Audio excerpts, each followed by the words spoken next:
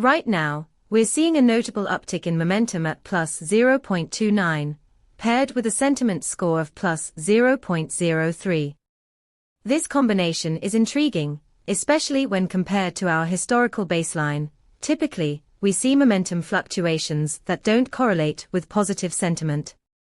What does this mean for you?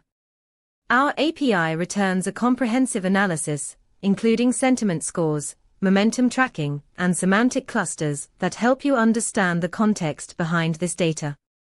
Imagine you're building an application that responds to real-time global sentiment. With this data, you could fine-tune alerts for social media engagement or news coverage, offering your users a more dynamic experience. Ready to dive deeper? Check out our documentation at pulsebit.logenterprise.com/docs. Your next big insight is just a call away.